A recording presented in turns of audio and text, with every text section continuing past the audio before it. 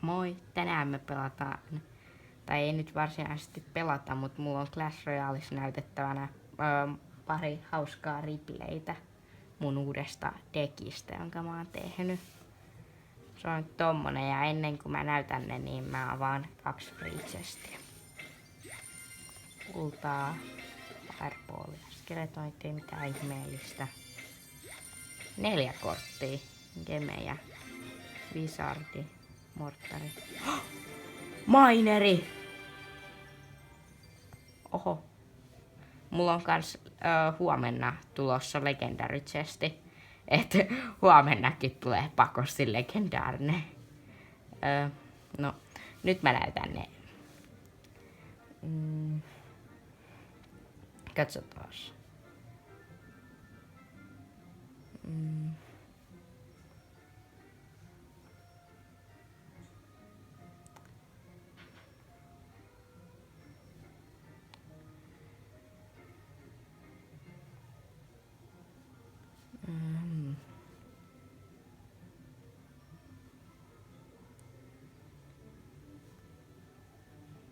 No.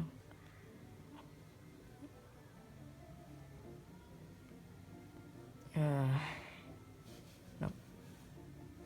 Pistetään nyt vaikka tosta toi.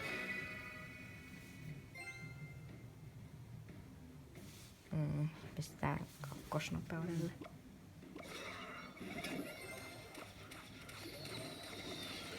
Tässä on pelaan tällä mun uudella hauskalla trollidekillä, jossa on niinku paljon tommosia unitteja, jotka pistää niinku monta tyyppiä. Esimerkiksi siinä on toi Skeleton Army ja Mirror ja barbaarit ja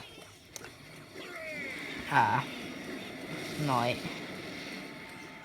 Minion Horde.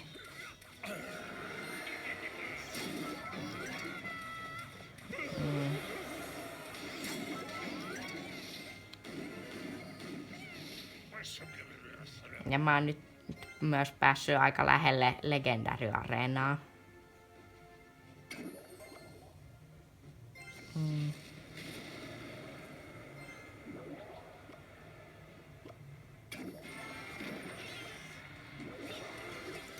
Toi oli hauska siirto tehdä toi barbaarit tonne.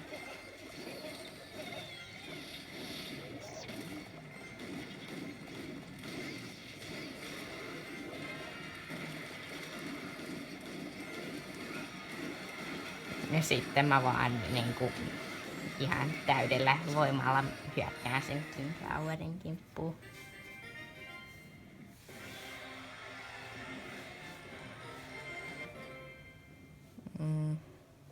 No sit mä voisin näyttää vaikka tosta tuon.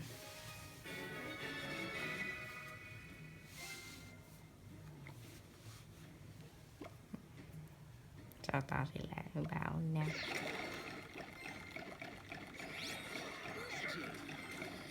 Sitten silloin heti toi wizardi, joka on aika vaikea vastus tällä dekillä.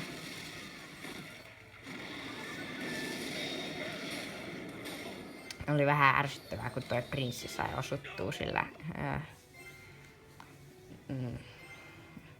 ekalla osumallaan tuohon mun torniin, kun se tekee niin paljon vahinkoa.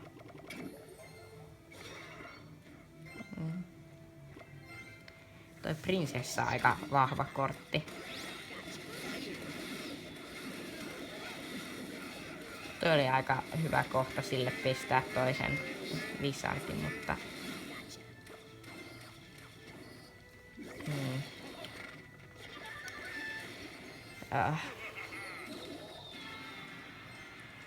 sitten on Double Elixir Time.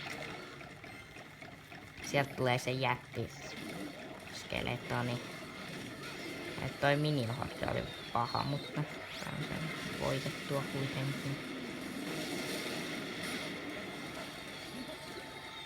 Toi oli aika ärsyttävää, kun se sai arroveilla tuhottua paljon. Sitten menee overtimelle tää.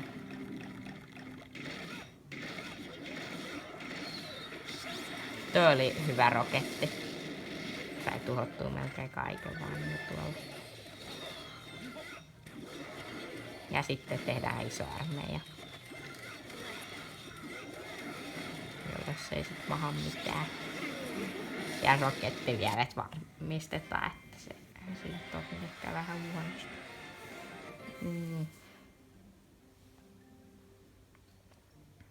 Sitten mä voisin tästä näyttää vaikka tän kanssa.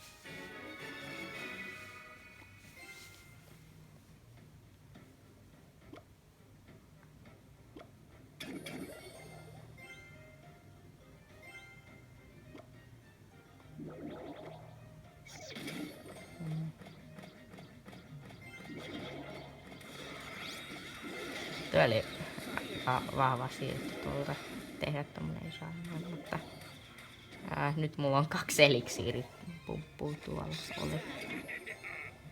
Ja nyt 3.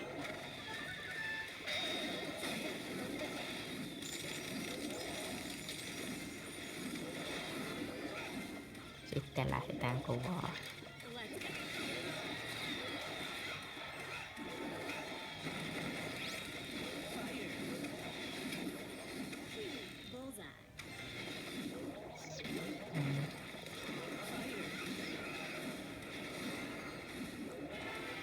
Toi iso armeija barbaareja jäädytti sen. Ja sitten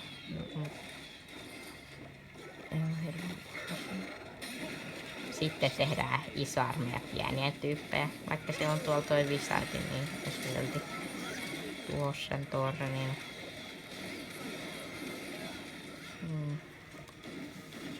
Sitten pitää vaan estää sitä tuhoamaan mikään torni.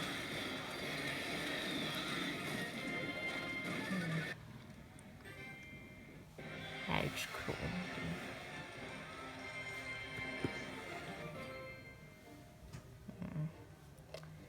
Ja sitten voisin vielä viimeisenä näyttää vaikka tuon.